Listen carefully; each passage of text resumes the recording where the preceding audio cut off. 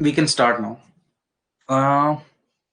In the last class, we did what we did. We read about Newton's first law of motion. So I told you the definition. Newton's first law was based upon the Galileo's law of inertia. That also I told you. Now, what was the Galileo's law of inertia all about? Galileo did some experiments, and Galileo concluded that it is not possible to change the state of rest or the state of uniform motion of a body unless it is acted upon by some external force. Okay, and that is similar to what Newton concluded in its first law. तो जो Newton ने अपना first law बनाया वो ही Galileo ने अपने law of inertia में कहा था. The law of inertia and Newton's law of motion are very reciprocatable to each other. Now, there are some points in the Newton's first law of motion जो फिर हम already कर चुके हैं, बस मैं आपको एक बार रिवाइज करा दूं. आपको एक तो Newton's first law of motion जो फर्स्ट पॉइंट पे लिखा है डिफाइंस फोर्स. फोर्स क्या इसके बारे में बताएगा. Force is something which brings change in the state of rest और uniform motion of a particle. अगर कोई पार्टिकल रुका हुआ है तो रुके हुए पार्टिकल को चला दे और कोई चलते हुए पार्टिकल को रोक दे कोई चीज, तो उसे फोर्स कहते हैं. ठीक है, तो पहले बात तो आपको Newton's first law of motion force को डिफाइन करता है. दूसरी चीज, Newton first law of motion क्या करता है, आपको ये बताता है कि नेट एक्सटर्नल फोर्स क्या होता है. What do you mean by net external force और उसका क्या यूज है. वो कैसे बताता है. Newton first law of motion कहता है अगर नेट एक्सटर्नल फोर्स जीरो है, अगर नेट एक्सटर्नल फोर्स किसी ऑब्जेक्ट पे जीरो है तो वो अगर रेस्ट पे है तो रेस्ट पे ही रहेगा, बट अगर चल रहा है तो वो एक अपनी कांस्टेंट वेलोसिटी से चलता रहेगा. यानी in the absence of any external force a body moving with uniform velocity will continue to move with uniform velocity. It can neither accelerate or decelerate. ठीक है, अगर कोई बॉडी यूनिफॉर्म वेलोसिटी चल रही है तो यूनिफॉर्म वेलोसिटी से ही चलती रहेगी, ना तो वो अपनी वेलोसिटी बढ़ा सकती है ना घटा सकती है. और अगर कोई बॉडी रुकी हुई है तो वो मोशन में नहीं आ सकती. और एक फॉर्मूला आप देखो जो मैंने बॉक्स के अंदर नीचे लिखा हुआ है, that net external force, sum of net external force is equal to zero when we talk about Newton's first law of motion. Newton first law of motion जब हम लगाएंगे किसी बॉडी पे, हम बोलेंगे कि ये body Newton's first law of motion को ओबे कर रही है, तो हम उसको ऐसे भी लिख सकते हैं कि net external forces, suppose F1 एक एक्सटर्नल फोर्स है, let the F1 be air resistance. ठीक है, and let the F2 be friction. आपने ये सब वर्ड सुने होंगे. ठीक है, friction, air resistance. So sum of all the external forces F1 F2 F3 and Fnet is equals to zero when we say that a body is obeying first law of motion. ठीक है, अगर कोई body first law of motion को ओबे कर रही है, first law of motion उस पर वैलिड है, तो इसका मतलब क्या है कि उस पर लगने वाले सारे एक्सटर्नल फोर्सेस का सम जीरो होगा. ठीक है, ये तो फर्स्ट लॉ ऑफ मोशन से स्टार्ट करते हैं, लॉज ऑफ मोशन को जो मैं ऑलरेडी आपको स्टार्टिंग दे चुका था. अब थोड़े टाइप्स ऑफ फोर्सेस के बारे में हमको पढ़ना होगा. टाइप्स ऑफ फोर्सेस क्या होते हैं. ठीक है, फर्स्ट ऑफ ऑल फोर्स क्या होता है एंड थिंग्स लाइक दैट.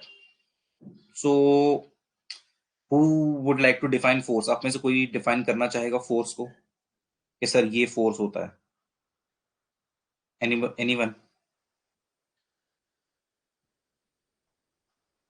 अच्छा, आप लोग माइक नहीं है ना, मैं भूल जाता हूँ.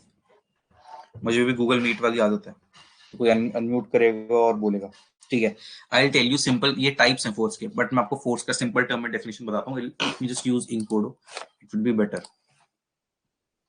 ठीक है, इनकोडो यूज कर लेते हैं.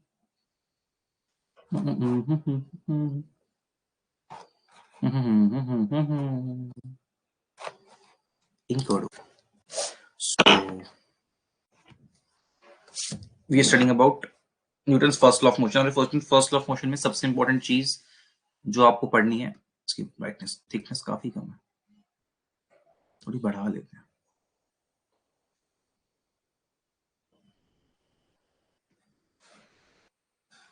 It is force. क्या आपको फोर्स के बारे में पढ़ना है. Now what is force. I am writing a very simple definition for all of you. ठीक है, एनी टाइप ऑफ पुश और पुल that changes, or we can say tends to change, any push or any type of push or pull that changes or tends to change. मतलब change करने की ability रखता है। Tends to change का मतलब जैसे कि मैं बोलूं कि मलिनी इज स्ट्रॉन्गर देन प्रतिभा, मलिनी प्रतिभा से स्ट्रॉन्गर है, और मलिनी प्रतिभा को पीटने की एबिलिटी रखती है, क्योंकि जो स्ट्रॉन्गर होगा वही तो पीट देगा दूसरे पर्सन को। ठीक है, तो मैं सिर्फ ये बोलूं कि मलिनी प्रतिभा से स्ट्रॉन्गर है, मैं ये भी इंप्लाई कर रहा हूँ कि tends to Malini will tend to defeat Pratibha in a fight because Malini stronger. तो टेंड्स टू का मतलब होता है कि चेंज करने की एबिलिटी रखना या चेंज कर देना। तो फोर्स एक ऐसी तरह का पुश या पुल है जो या तो चेंज कर दे या चेंज करने की एबिलिटी रखे। क्या? The state of motion of a particle, the state of motion of a particle. I hope this is understandable to all of you. What is force? Force is simply a type of push or a pull thing. You know, you push a box, you pull a string. So it is a simple type of push or a pull that changes or tends to change. Changes means it has the ability to change what? The state of motion. If a particle is at rest and you pull it towards you, so the particle starts moving. A box, okay, if it is at rest and you tie a string to the box and you started pulling the string towards you, then the box will start to move. So you have changed the state of motion of the box from rest to motion. ठीक है, रुके हुए box को आपने धागा बांध के खींचना शुरू किया तो अब मोशन में ले आया उसे। तो आपने क्या करा? पुल करा उसे अपनी तरफ, तो आपने एक फोर्स लगाया, पुलिंग फोर्स। ठीक है, तो basically push and pull are types of forces. ये पुश और पुल भी दो तरह के टाइप हैं, पुश एंड पुल। सो आपने पुलिंग फोर्स लगाया। सिमिलरली एक बॉक्स को अगर आप टाई ना करें, आप सिंपली बॉक्स के पीछे जाके उसको धक्का लगाने लगे, है ना, you simply go behind the box and start pushing the box with your hands, then also the box will start moving. So in both the cases you're able to change the state of motion of the box. That is, you have uh, changed the state of motion from rest to uh, moving with uniform velocity. ठीक है ना, एक रुके हुए box को आपने velocity से uniform velocity से चला दिया। यूनिफॉर्म वेलोसिटी से कब चलेगा? आप कांस्टेंट फोर्स अप्लाई करोगे तब चलेगा, जो कांस्टेंट मैग्नीट्यूड का।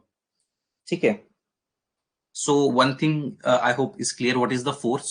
Definition of force is clear. Now I would like to tell you one more thing. जो state of motion वाला word बार बार आ रहा है स्टार्टिंग से, है ना, फर्स्ट लॉ ऑफ मोशन की डेफिनेशन में भी था। what how do you exactly define state of motion? If I talk about state of motion, how do you exactly define state of motion? So state of motion is basically defined by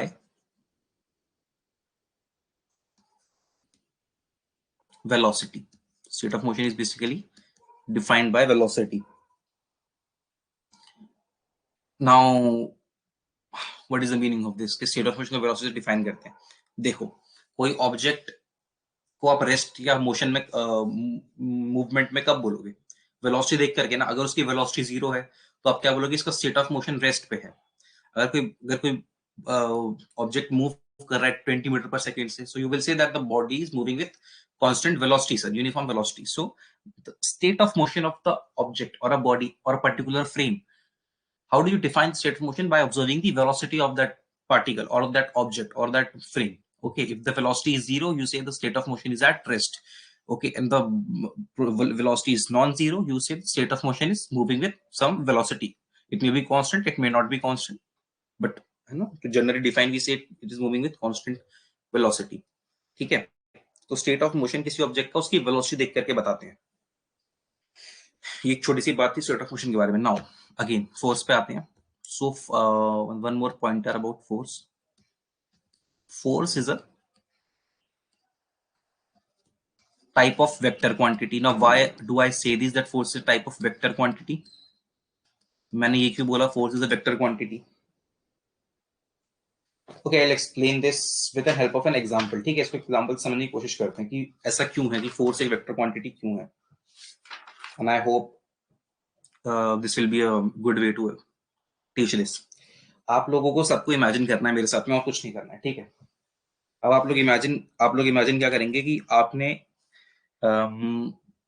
suppose करो आप एक room में हो, ठीक है, and आपके साथ आपका कोई फ्रेंड है, एंड आपके फ्रेंड ने अपने दोनों हैंड्स में कुछ तो मतलब प्लेट्स वगैरह कुछ उठा रखी है। आप लोग आए हुए थे, कुछ आप पार्टी कर रहे थे, तो उसने दोनों हाथ में प्लेट उठा रखी है। तो वो आपसे कह रहा है कि just open the door for me.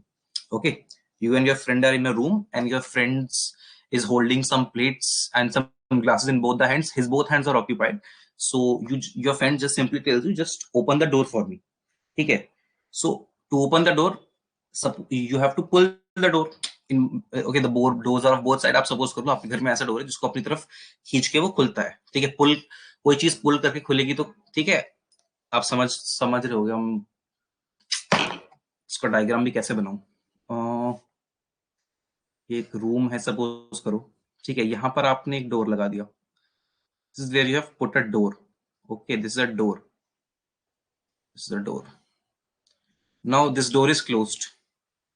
So if you pull this door towards you, this flap, this side of the door towards you, then this door will open and will come to this side. Okay, so you pull the door towards you. Okay, you pull the door towards you to open the door. ठीक है. अब दूसरा case imagine करो. ठीक है, आप और आपका फ्रेंड है.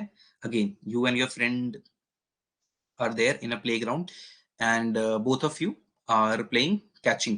Okay, you both of you are playing catching with a ball, doing catching practice. Catching करते हैं ना, क्रिकेट में होता है catching practice, आपने देखा होगा. So both of you are doing catching practice. So what do? You throw a ball upwards in the air towards your friend. Okay, if you want to pass the ball to your friend, you will throw it in the air towards your friend. So when you throw the ball upwards, you will give it a push. Okay, when you will throw the ball upwards, you will give it a pushing force. Okay, pushing away from your body towards the direction in which your friend is standing. ठीक है, जहां पर आपका दोस्त खड़ा है उस तरफ आप एक पुश दोगे, अपने से दूर फेंकोगे. ठीक है, so you are giving a push. तो sorry. So by these examples you can understand how the force is acting on the principles of push or pull. Now taking this forward, मैं आपको समझाना चाहता हूँ कि how and why I call it a vector quantity. So first of all, imagine that you push the ball, you are pushing the ball when you're throwing it. So if you push the ball with a very high force, it will may go past beyond your friend. मतलब अगर हमने ज्यादा जोर से फेंक दिया, so it may pass the position where your friend is standing. ठीक है ना, आपका फ्रेंड जहां खड़ा है उससे भी आगे चली जाएगी, आपने ज्यादा जोर से फेंक दिया तो. ठीक है, और अगर आपने धीरे से फेंका, अगर आपका फ्रेंड आपसे कुछ डिस्टेंस पे तो खड़ा होगा ना, आपके साथ तो खड़ा नहीं होगा कैचिंग कैच खेलने के लिए, थोड़ा डिस्टेंस पे खड़ा होगा, तभी तो कैचिंग प्रैक्टिस होगी. सो अगर आपने धीरे से फेंका तो वो पूरा डिस्टेंस कवर ही नहीं कर पाएगी. If you push it gently, so the ball will not be able to cover whole distance. और ये तो मैं एग्जांपल से समझा सकता हूँ. ठीक है, मालिनी, प्रतिभा और दीपिका को बॉल बना देते हैं. दीपिका, आपको बॉल बना दे कोई दिक्कत नहीं है? चलो मैं बन जाता हूँ बॉल. ये मैं बॉल बन गया. सो Malini is holding me. So if Malini pushes me gently, okay, Malini gives me gentle push, so I will land somewhere in near. Okay, somewhere near to Pratibha, but not exactly at the position where Pratibha is standing. I will land somewhere near, okay, or in the midway if the push is really very gentle. But if in case Malini pushes me very hard,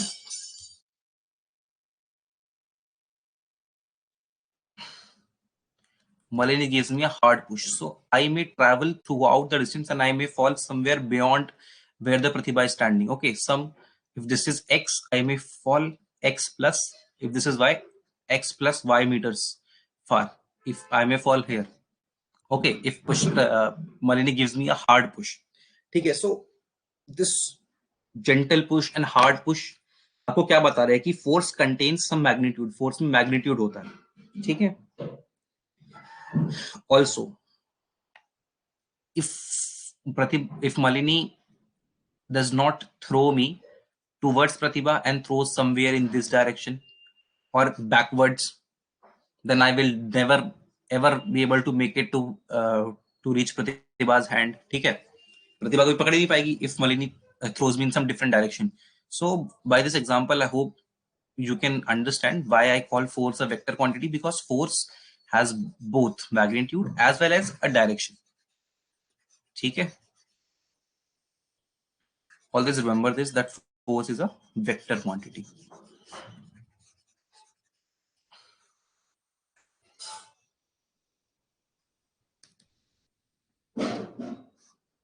चलिए,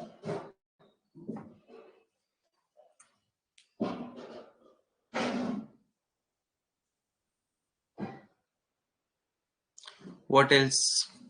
I hope the definition is clear. Force, state of motion. How do you define? You define state of motion by a velocity. If an object is at rest, if it has zero velocity, if a object is moving with a constant speed, okay, then it is having uniform velocity.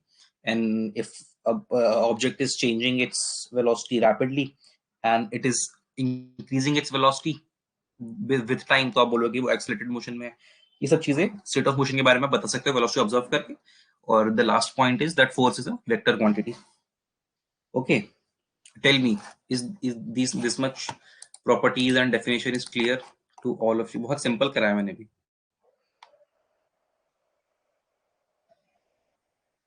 Quickly.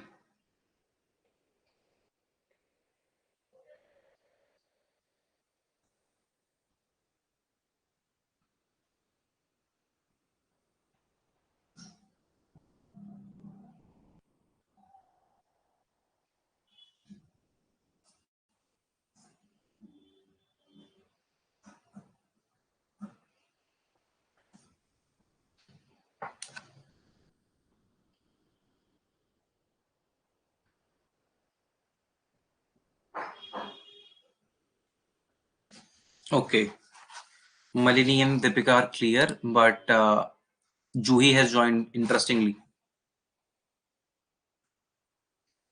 जूही, कुछ समझ में आया क्या चल रहा है class में? अचानक से आते हो बेटा, एक दिन मेरे को भी धप्पा कर देते हो. तो प्रतिभा, व्हाट अबाउट यू? आपको समझ नहीं आया क्या? Yes sir. ओके, चलो आगे चलते हैं ना. चलें आगे. कुछ और पढ़ें? कुछ और क्या? कुछ भी और, बट कुछ और क्या? ठीक है. अब यहाँ पर टाइप्स ऑफ फोर्सेस लिखी हुई हैं. देखो, आपसे कभी कोई पूछ लेना अबाउट 4 फंडामेंटल फोर्सेस, सो ये भी इंपॉर्टेंट पॉइंट है. आपसे कोई पूछ ले what are the 4 fundamental forces in nature, तो पता होना चाहिए. वैसे तो ये इस चैप्टर का पार्ट नहीं है. तो नेचर में 4 फंडामेंटल फोर्सेस होती हैं. There are 4 fundamental. Fundamental mean जिनके बिना नेचर के लॉज चल नहीं सकते. ठीक है, तो 4 फंडामेंटल फोर्सेस ऑफ नेचर. ठीक है, नेचर के लॉज, फिजिक्स के लॉज जिनके बिना अप्लाई नहीं हो सकते, जिनके बिना एग्जिस्ट नहीं कर सकते, उन्हें फंडामेंटल फोर्सेस बोलते हैं. These are your, first is your gravitational force. Gravitational force Newton ने दिए थे. Then the second one is your nuclear forces. Again, these nuclear forces are of 2 types. They are basically strong nuclear and weak nuclear. So strong and weak will not go in much detail, just nuclear force. Third important force is electromagnetic force. Electromagnetic force. What is the fourth one? Very similar है. चौथी भी बहुत ज़्यादा similar force है. If somebody is able to recall.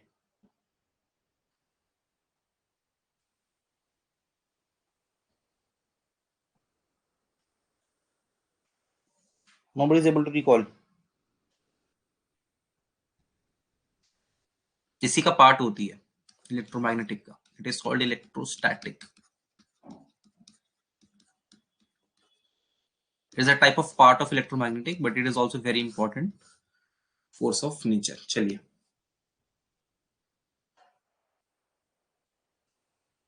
अब आप types of forces के बारे में आपको थोड़ा सा बताता हूँ.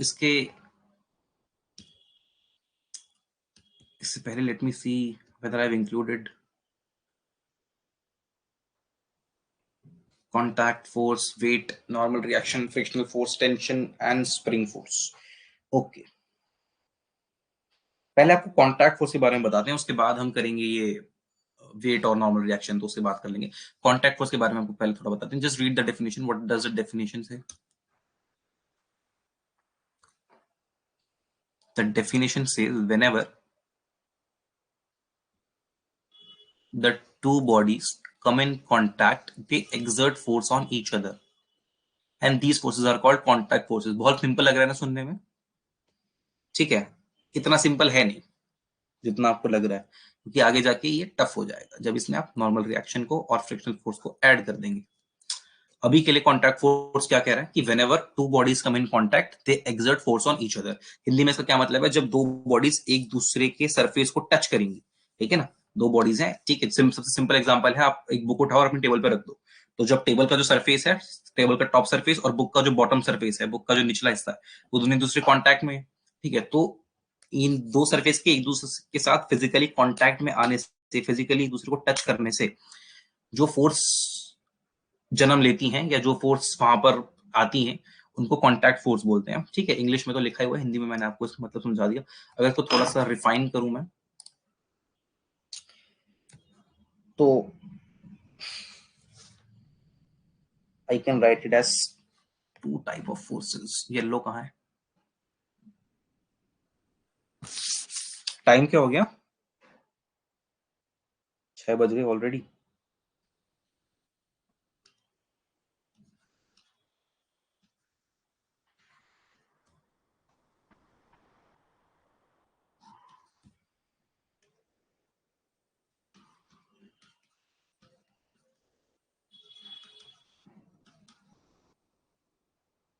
ठीक है, contact force and non contact force, these are two types of forces.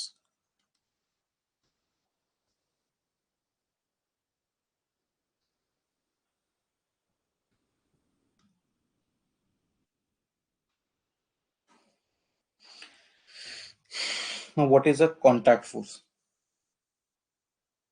Again definition तो पीछे लिखी हुई थी, सिंपली आप लोगों के लिए समराइज कर देता हूं। Two bodies which are in contact with each other,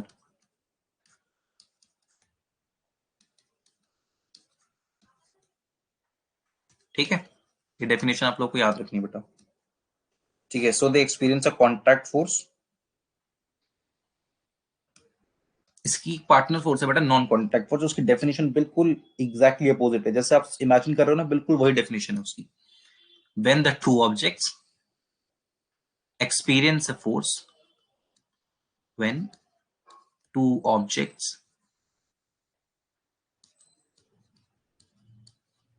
experience a force, force के बारे में मैंने आपको लिख के दिया था यहाँ पे, पुश और pull to produce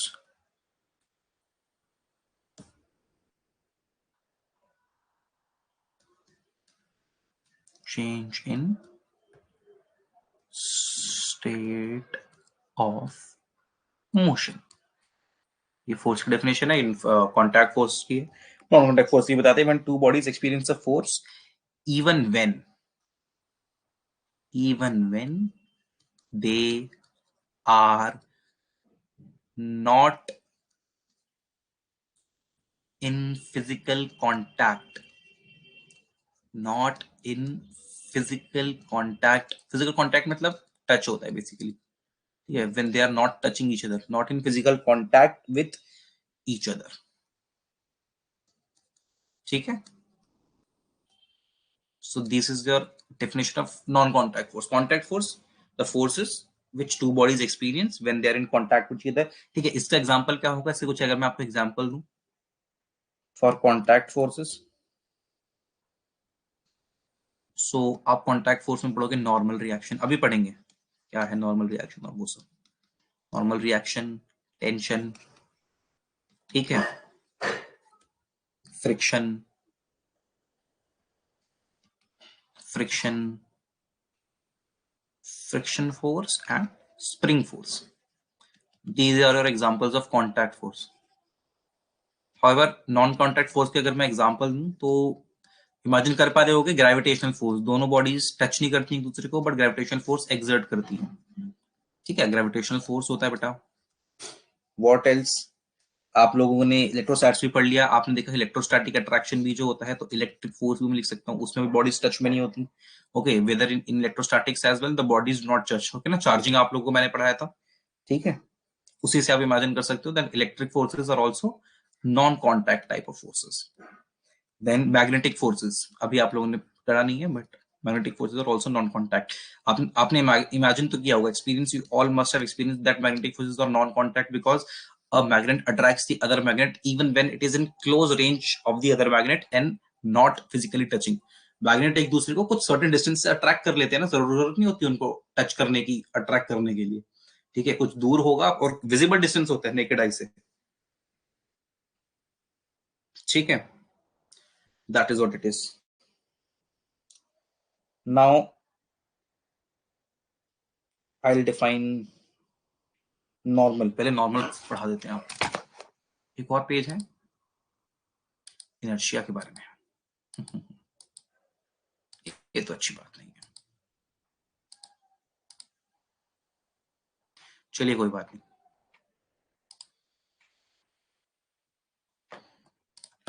What is normal reaction? It is a component of contact force normal to the surface. It measures how strongly the surface in contact are pressed together. ये तो बड़ी complex definition लग रही है. Okay, what you have to pick from this is normal reaction is a type of contact force. Okay, यहाँ पे भी लिखा हुआ है मैंने, contact forces has two components. So the first component of contact force is normal reaction and the other component is frictional force. Normal reaction, just pick up simple things. Normal reaction is represented by the alphabet N or R. ठीक है, या तो alphabet N से mostly 95% N से represent करेंगे, और कभी-कभी R. It is a component of contact force normal to the surface. Normal means perpendicular. Normal का मतलब होता है perpendicular. Perpendicular. तो normal reaction always acts perpendicular to the surface. ठीक है, वो surface जिससे वो contact में है दोनों bodies is perpendicular to the surface to which the bodies are in contact, and it measures how strongly the surface is in contact or pressed together. मतलब what is the intensity of the contact force. ठीक है, normal reaction will tell you how much. Basically understand what is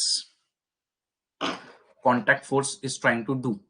If I take an example here, suppose this is a table.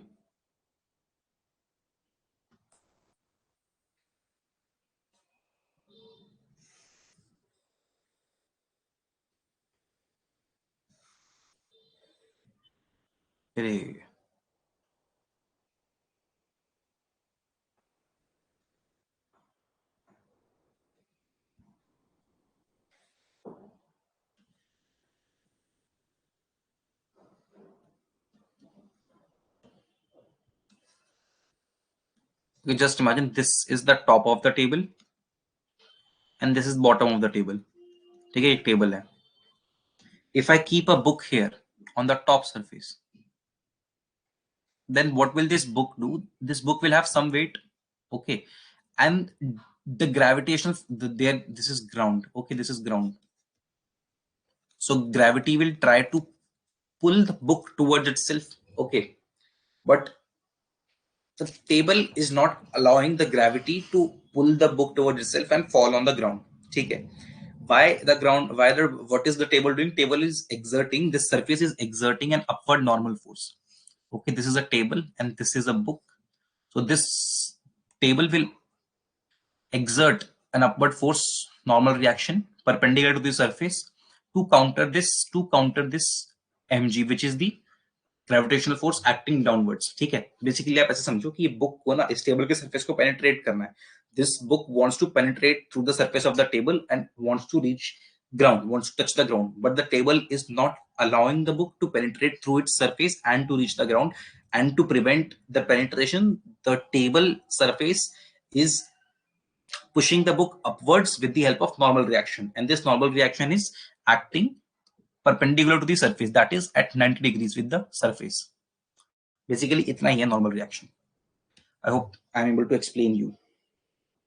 So what you have to keep in mind is about normal reaction, that they act perpendicular to the surfaces, which is to the two surfaces. Basically to it, normal reaction will be perpendicular both to the book and to the table on which the book is kept. ठीक है ना, book के भी perpendicular लगेगा, book के surface के भी, और टेबल के सरफेस के भी परपेंडिकुलर लगेगा.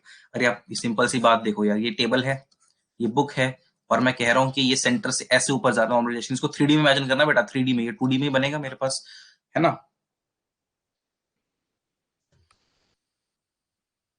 और ये भी I have covered this somewhere. चलो कोई बात नहीं, यहीं पे आप ऐसे समझ लो 3D में. So this normal reaction is perpendicular to surface of both book and both object, book and table, both object लिख देता हूं मैं, ठीक है। ये होता है नॉर्मल रिएक्शन, परपेंडिकुलर अपवर्ड्स, ठीक है। फ्रिक्शनल फोर्स के बारे में अगर मैं पढ़ लूं कहीं पे, मेरे डेफिनेशन पढ़ा दें आपको फ्रिक्शनल फोर्स, पढ़ लो, डेफिनेशन कर लेते हैं फ्रिक्शनल फोर्स की पहले। टाइम कितना हो गया? 6:10 हो गया। अरे भाई साहब, टाइम बड़ी जल्दी बीत जाता है।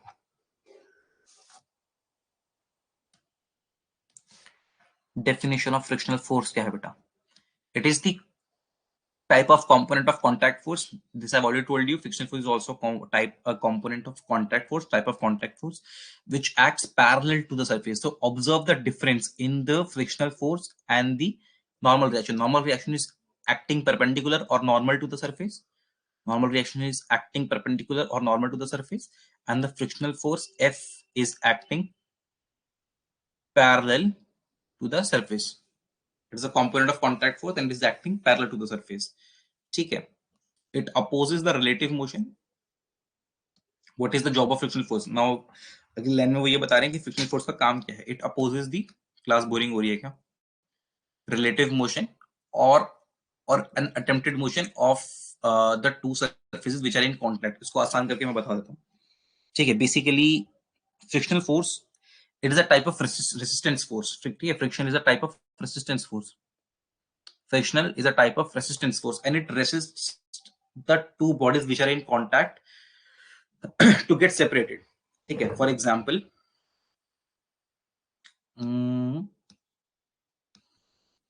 okay, this is a table.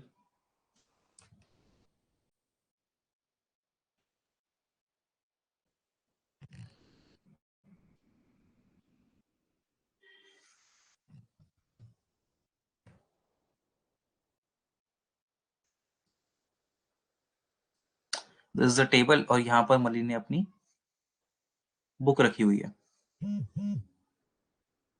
ठीक है। मलिन की बुक है ये, क्यूबॉइड सी, ठीक है। इसमें यहाँ पर पेजेस हैं।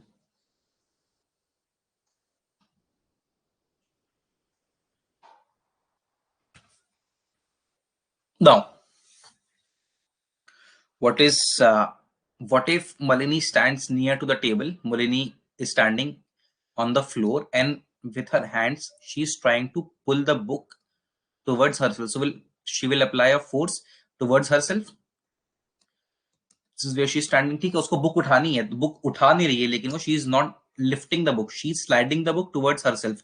She is trying to slide the book, so she will apply a force in this direction towards herself, and the frictional force will be applied in opposite direction. This is the frictional force, opposite to the direction in which the Malini is applying. Malini is applying force to pull it towards herself, okay, which is towards the right, okay, towards the right side, and the friction will be acting towards the left side. Friction will be acting towards the left side.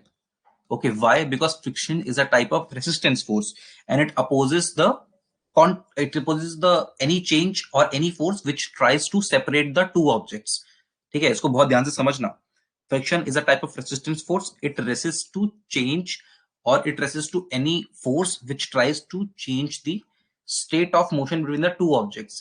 मतलब अगर दोनों objects, if both the objects are in contact with each other, and if any force tries to disturb their contact or to break their contact, so friction will act opposite to it.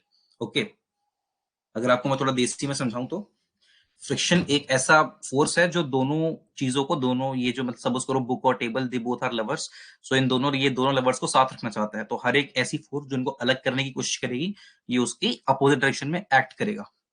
तो friction oppose करता है हर एक ऐसी force को जो दो objects के बीच में कॉन्टैक्ट को, उनके कॉन्टैक्ट को डिस्टर्ब करना चाहती है। Okay, and if Malini now, instead of trying to pull the book, tries to pull the table towards herself, okay, she's applying a force now to pull the table towards right side. Now the friction will act in which direction? Along right side, ठीक है। Now Malini is trying कि table आगे आ जाए और book यहीं अपनी जगह पे रह जाए और बुक फिर यहाँ पे नीचे गिर जाएगी, बट ऐसा नहीं होगा। Friction will not let that happen. Okay, if table is moving towards right side, towards Malini, then the frictional will also act towards Malini. Now this will become the direction of friction, so that both the table and the book remains together. Okay, समझ में आ रही कैसे friction इन दोनों को साथ रखना चाहते हैं? ये समझना बहुत जरूरी है कि फ्रिक्शन का रोल क्या है। फ्रिक्शन दोनों चीजों को, दोनों ऑब्जेक्ट्स को एक साथ रखना चाहता है, उन्हें अलग नहीं होने देना चाहता। तो अगर मलिनी एक ऑब्जेक्ट को दूसरे ऑब्जेक्ट के ऊपर से खींचेगी तो दूसरी तरफ लग जाएगा, ठीक है। और अगर मलिनी टेबल को ही पूरी खींचने लगी तो वो उस डायरेक्शन में लग जाएगा जिस डायरेक्शन में टेबल खींच रही है, ताकि बुक पीछे ना रह जाए ड्यू टू इनर्शिया, ठीक है। बुक वहीं के वहीं रह जाए, बुक पे फोर्स लगे ना और बुक नीचे गिर जाए, ऐसा होने नहीं देगा। तो friction will apply force on book so that books also starts keeps moving along with the table and they do not get separated. Okay, so friction will change its direction according to the type of force you are applying to disturb the contact between the two objects. ये थोड़ा complex topic है, I hope आपको समझ में आया होगा। कहाँ गए सब लोग बच्चों? बड़ी देर से शांत हो। अनुराग भी आ गए, बड़ा अच्छा लगा बेटा अनुराग। आप रेगुलर हो जाओ बस, मुझे और अच्छा लगेगा। क्योंकि देखो अनुराग और जूही, मैं आप दोनों को एक ही बात बताऊं, 7 मई की तारीख है, देख ली नोटिफिकेशन एनटीए की 7 मई आ गया है। अब रेगुलर हो जाओ हर एक क्लासेस में, ठीक है। मैं बिल्कुल डांटूंगा नहीं, आज से आराम से बोलूंगा कि रेगुलर हो जाओ। अब तक जो भी रीजन से आपने छुट्टी करी कर ली, रेगुलर हो जाओ, एक कोई जगह पकड़ लो और बस पढ़ते रहो, ठीक है। मतलब एक घर में एक जगह से पकड़ लो, अपना स्टडी टेबल एरिया उसको, और वहां पे पढ़ना स्टार्ट कर दो, एग्जाम बहुत पास है। हाँ, मैं समझ रहा हूँ, कोई रीजन रहा होगा आपका जरूर, इतनी लंबी छुट्टी आप लेते नहीं ऐसे। तो अब से ठीक है ना, डेट बता दी मैंने आपको, 7th में डेट है, 7th में को आपका एग्जाम है। तो 7th में आने वाली है बेटा, बिल्कुल टाइम पता नहीं चलेगा। फेस्टिवल्स आएंगे अभी, क्रिसमस, न्यू ईयर, फिर लोहड़ी वगैरह और होली वगैरह, सब में आपका टाइम ऐसे चला जाएगा। इसीलिए है ना, अभी से थोड़ा सा टाइम बचा कर पढ़ लो,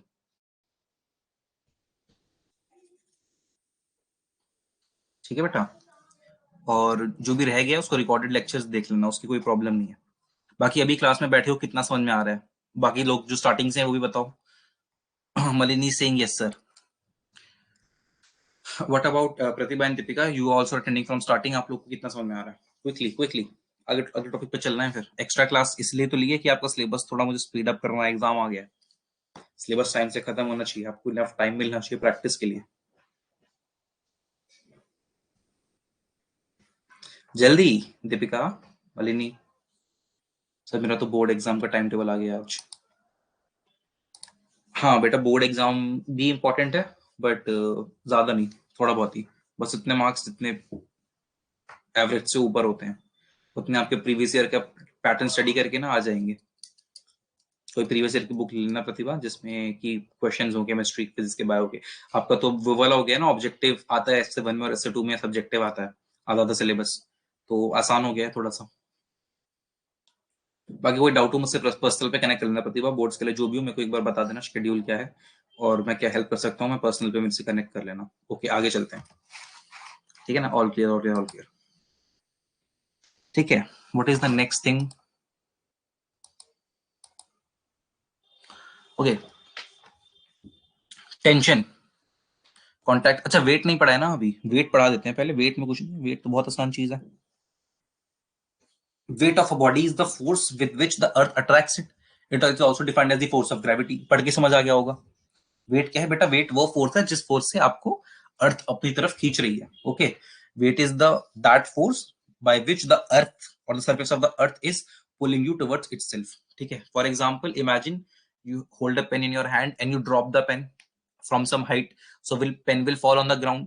Why? Because the earth's surface is attracting the pen with some force, that is gravitational force, okay, towards itself. बस वही weight है आपका, ठीक है ना। what is your weight? Your weight is not 70 kg और 80 kg. In terms of physics, you are telling wrong weight. अगर आपसे कोई फिजिक्स फिजिशियन या कोई साइंटिस्ट आपसे वेट पूछता है आपका, if you are telling 70 kg 80 kg, you are telling wrong information. Always your weight, this is your mass. 70 kg 80 kg, this is your mass. ये आपका मास होता है, बॉडी मास, ठीक है। बीएमआई सुना होगा आपने, body mass index, BMI. So this is your मास, ठीक है। This is your mass, this is not your wait. Your weight is defined with terms of gravity. So your actual weight is mass times the gravitational acceleration, which is 9.8. Okay, and for to simplify इसको हम 10 ले लेते हैं, So if you're 70 kgs of weight, you multiply it by 10, so your actual weight is 700 Newton. Okay, this is the force which earth is exerting on you to pull it towards yourself. जब आप चलते हो ना, तो आपके पैरों को 700 Newton की, एक 70 किलो के बंदे को 700 न्यूटन की फोर्स से अर्थ अपनी तरफ खींचती है. So weight is very simple. Force experienced by a body due to gravity is called weight. ठीक है, weight of an object of mass m near the surface of earth is m into g, where g is your gravitational constant and it is directed always towards the center of the earth. So weight, direction of the weight force कहाँ लगेगा बेटा? Towards the center of the earth. Gravity कहाँ लगती है? Towards center of the earth. तो gravity की वजह से weight लग रहा है, तो weight की डायरेक्शन वही होगी. सिंपल. वेट में कुछ खास नहीं, बट ये जो आपको डिफरेंस पता होना चाहिए, what is weight and what is mass. तो जो आपका डॉक्टर लिखता है 70 kg 80 kg, that is your mass, that is not your weight. Okay, so any time you go for some interview, and basically जो थोड़े से हाई पोस्ट के interviews होते हैं, उनमें आपको अगर ऐसा बेसिक सवाल पूछ रहे हैं, तो वापस यही पूछना, पता करना चाह रहे हैं कि आपको अपना मास और वेट टर्म्स के बीच में डिफरेंस पता है या नहीं.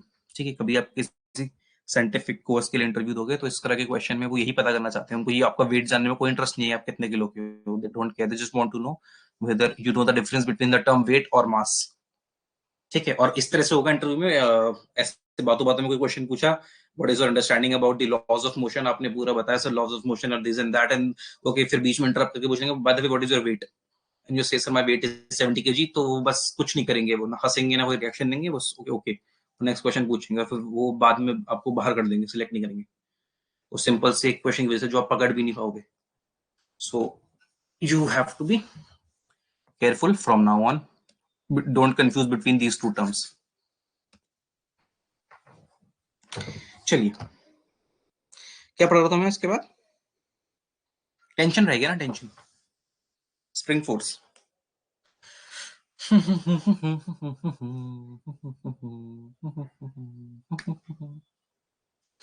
टेंशन, टेंशन तो बहुत है. इसको पढ़ाओ मत सर, बहुत टेंशन है लाइफ में. सबसे बड़ी टेंशन ये कि सर टेंशन समझ में नहीं आ रही है. द फोर्स, पढ़ो मेरे साथ definition, all of you read along with me. The force exerted by the end of a taut string. taut का मतलब होता है बेटा खिंची हुई. taut का मतलब होता है खिंची हुई, ठीक है, टाइटली खिंची हुई, मतलब दोनों तरफ से लूज लूज नहीं है. taut means tightly bound, tightly bound. Hindi में मैंने बता दिया, इंग्लिश में लिख दिया meaning. The force exerted by the ends. देखो exert कौन कर रहा है, you should be very very careful in the definition, कुछ भी मत पढ़ लेना. The force exerted by the end of a string, taut string, rope or a chain is called the tension. तो टेंशन कभी भी स्ट्रिंग या रोप नहीं लगाती, उसके एंड्स लगाते हैं. Okay, very clear, you should be very clear about this point, that the tension force is never exerted by the length of the rope or the length of the string. It is exerted by the ends of the string. ठीक है, ends लगाते हैं string के tension. The direction of tension is always pulling in nature. ठीक है, direction of the tension is always pulling in nature. इसको मैं थोड़ा सा एक्सप्लेन कर दूं आपको कि क्या मतलब होता है इसका. थोड़ा सा, direction of tension is always pulling in nature.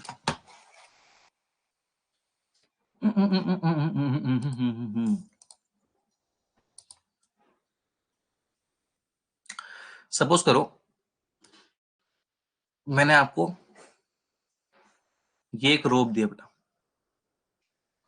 ठीक है, इस चैप्टर में हम जब भी किसी रोप या स्ट्रिंग की बात करेंगे जिसमें हम टेंशन देखेंगे, we will assume two things. ठीक है, what will we assume? We will assume two things. ये assume क्या है, that this string is massless, या this rope is massless. Massless में कुछ mass नहीं है, and it is inextensible. Inextensible. What is the meaning of massless? That this rope, okay, it only has length. It has some length L centimeters long, but it does not have any mass. ठीक है, it does not have any mass, 1 kg, 2 kg, 0 kg. Okay, its mass is 0 kgs. Okay, massless, and it is inextensible. Inextensible means you cannot stretch it to increase its length. ठीक है, inextensible का मतलब समझ में आ गया, खींच करके लंबा नहीं कर सकते. जितनी लंबाई मार्केट से आपको मिली है उतनी ही रहेगी ताउम्र. ठीक है, इसको खींच करके बड़ा कर दूं, है ना, थोड़ा ऐसा कुछ नहीं होता है. ठीक है, रबर नहीं है ये, रबर को खींच करके बड़ा कर सकते हो आप, रस्सी को नहीं कर सकते, ठीक है, खींच करके बड़ा। रबर और रस्सी में फर्क आप लोग हिंदी वाले बच्चों को बता रहा हूँ, बेटर एक्सप्लेन करोगे। Inextensible simply means you can not stretch this rope और string to increase its length is fixed, ठीक है। So inextensible means length is fixed. Now थोड़ा सा if I define the tension in simple languages, first I'll do in English, then I'll do in English. When a string, okay, so definition of tension I'm giving you, when a string or a rope is being pulled on both the ends, when a string or a rope is being pulled on both the ends, suppose this is a wall, ठीक है, ये wall है, इसमें BRICS लगा दिए मैंने,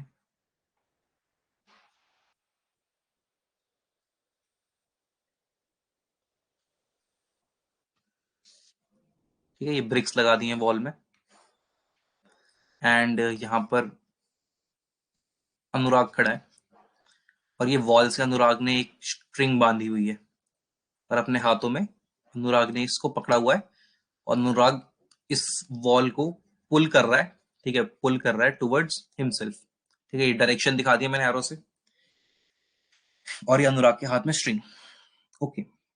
now this string is tightly bound, ठीक है, टाइटली बाउंड। अगर लूज स्ट्रिंग होती तो कैसी होती, यहाँ पे इस पॉइंट से टाइड है, और ऐसे कहीं ये अनुराग के हाथ में है,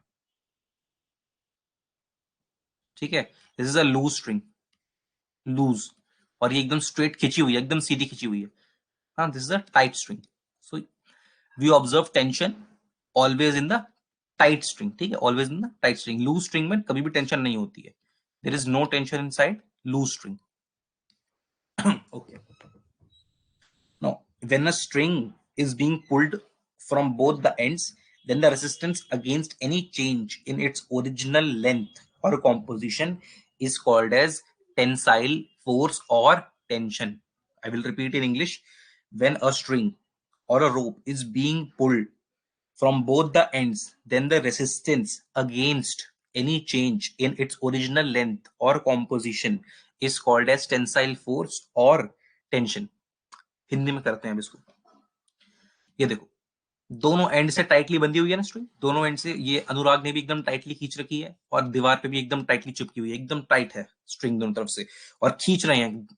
देखो, दीवार तो ऑब्वियसली सीमेंट से एकदम सील्ड है, तो दीवार में तो इतनी स्ट्रेंथ है, अनुराग में उतनी स्ट्रेंथ है नहीं, पर अनुराग अपना बेस्ट ट्राई कर रहा है कि वो किसी तरह से स्ट्रिंग को खींच ले और दीवार से अलग कर दे, लेकिन दीवार एकदम स्ट्रांगली बनाई हुई है, कोई वीक है ना, कच्चा सीमेंट और कच्चा वो नहीं, इसमें मटेरियल यूज हुआ, एकदम स्ट्रांग अंबुजा सीमेंट से बनी है, ठीक है, टूटेगी कैसे। अंबुजा सीमेंट से हमने एक दीवार बनाई, और Anurag is also trying, Anurag is applying his maximum force, this is Anurag is standing here, ठीक है। नाउ अब देखो हो क्या रहा है, अनुराग फोर्स लगा रहा है इस तरफ, ठीक है, इस तरफ, इस तरफ, इस तरफ, लेकिन ये जो ये वाला एंड है ना, ये वाला एंड, ये इस तरफ खींचना नहीं चाहता, so this end will apply a tension opposite to this force of Anurag. Okay, so Anurag is applying force in the right direction, right side.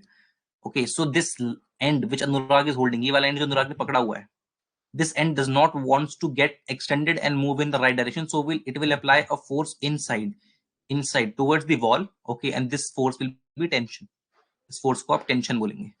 Similarly, this end of the wall, now the wall is stretching this end toward the left, because wall does not want that this string should go towards Anurag, ठीक है, wall नहीं चाहती कि भैया कि यहाँ से टूट करके ना, वॉल टूट करके अनुराग के पास चली जाए, तो वॉल इस वाले एंड से, स्ट्रिंग के इस वाले एंड से इसको लेफ्ट की तरफ खींच रही है स्ट्रिंग को, बट ये वाला जो एंड है स्ट्रिंग का, लेफ्ट एंड, वो और लेफ्ट की तरफ जाना नहीं चाहता, left end of the string does not want to go towards more left side, so this left end will also pull itself inwards. Now left end के लिए इनवर्ड्स क्या है, अनुराग की तरफ, और अनुराग वाले एंड के लिए इनवर्ड फोर्स कहाँ है, वॉल की तरफ, ठीक है, और दोनों तरफ टेंशन होगी, इसलिए tension is a bidirectional force, tension is a bidirectional force. If you pull this end, right end, ठीक है, let this end be A, if you pull A end towards right side, so the force that A end will apply to save itself, ठीक है, उसको खींचना नहीं है, उसको तो अपनी जगह पे रहना है, तो वो जो फोर्स अपने आपको बचाने के लिए लगाएगा वो अंदर की तरफ लगाएगा, ठीक है, that is towards left side, ठीक है, और यहाँ लेफ्ट साइड में एक और एंड है बी, इस बी एंड को जो है बाहर की तरफ खींच रहे हैं, दूसरी तरफ से कोई बाहर की तरफ खींच रहा है, बी एंड को भी और लेफ्ट की तरफ नहीं खींचना, उसको भी वहीं रहना है, तो he will apply inside force. Now this inside force is towards right, ठीक है। तो ये दोनों टेंशन होती है, tension is a bidirectional force, दोनों तरफ से लगती है, बाय डायरेक्शनल होती है। क्यों लग रही है समझ में आ रहा है कि दोनों एंड्स को अपनी जगह से हिलना नहीं है, तो अपनी अपनी जगह पर रहने के लिए अपोजिट डायरेक्शन में फोर्सेस वो लगाते हैं, और इसी अपोजिट फोर्स को टेंशन बोलते हैं। हाँ, 6:30 हो गए और टेंशन की डेफिनेशन भी खत्म हो गई। I hope you guys understood.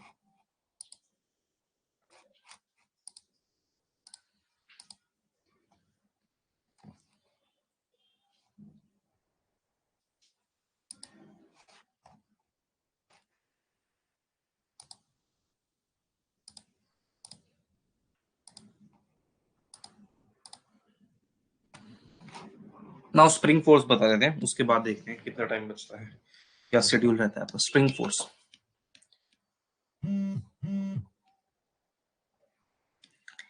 every spring resists any attempt to change its length. The more you change its length, the harder it resists. ठीक है, स्प्रिंग फोर की भी सेम सेम सेम सेम कहानी, एकदम सेम कहानी। ये spring है बेटा, दिस इज अ वॉल, ठीक है, वॉल में एक स्प्रिंग लगी है और यहां से मलिनी खींच रही है।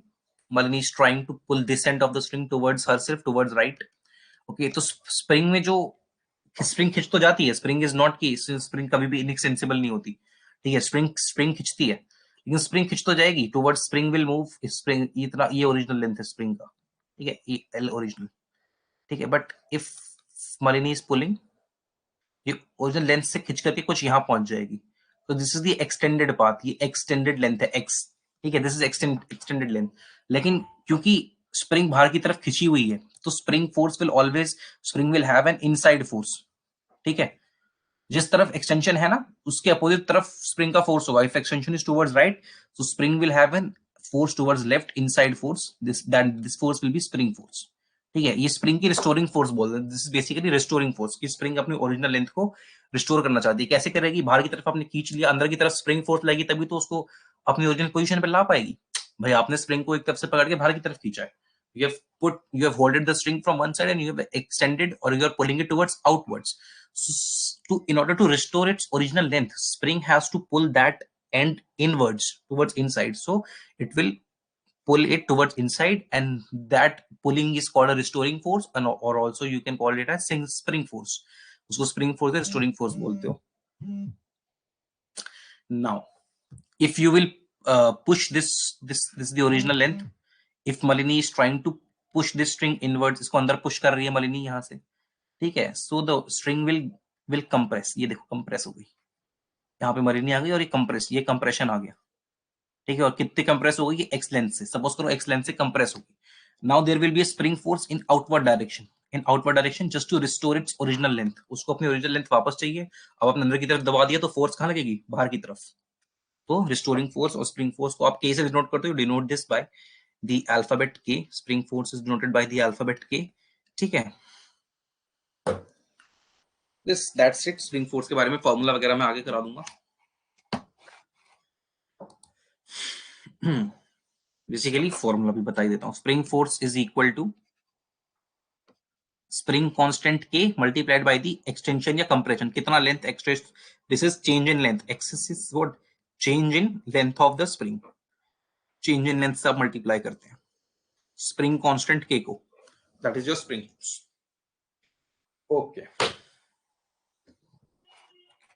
so first of all tell me, all the types of forces are clear to you, everyone? Is the type of forces clear to you?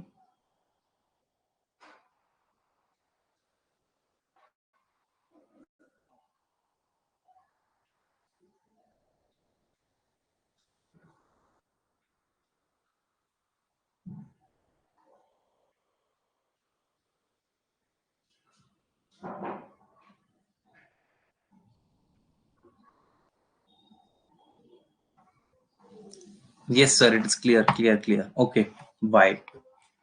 चलिए, so basically we have finished types of forces today. इसके बाद inertia है, inertia बहुत छोटा सा topic है, देखो मैं आप कराऊंगा नेक्स्ट क्लास में, but I just tell you what is inertia. Inertia एक ऐसी प्रॉपर्टी होती है किसी भी बॉडी की, inertia is the property of a body through which it presses the change in its state of motion, ठीक है, अपनी स्टेट ऑफ मोशन में कोई भी बॉडी चेंज को रेसिस्ट करती है। जैसे अगर मैं बैठा हूं और मेरे को अनुराग खींचने लगे कि सर उठो उठो, चलो चलो, दौड़ो दौड़ो, तो मैं उसको धक्का दे दूंगा भाई दूसरी तरफ कि क्यों खींच रहे हो भाई, मुझे बैठा रहने दो मुझे। तो ये इनर्शिया होता है, ठीक है। Inertia of rest, motion and direction, तीन तरह के टाइप्स ऑफ इनर्शिया होते हैं। अगर आप रेस्ट में हो तो आपकी बॉडी मोशन में ना आ जाए, इसके लिए भी आपकी बॉडी रेसिस्ट करती है, ठीक है। अगर आप ऑलरेडी मोशन में हो तो आपकी बॉडी एकदम से रेस्ट पे ना आ जाए, इसके लिए भी आपकी बॉडी रेसिस्ट करती है। इस रेसिस्टेंस को ही इनर्शिया बोलते हैं, ठीक है। और ये किस किस वजह से आता है इनर्शिया? इनर्शिया आता है आपकी मास की वजह से, आपके वजन की वजह से। आपका मास जो है वो इनर्शिया को जन्म देता है, ठीक है। इनर्शिया है क्या?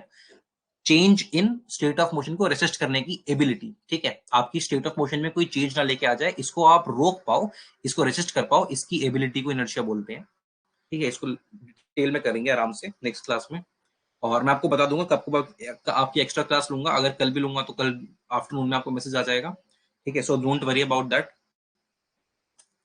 Okay, we'll study from here in the next class, and I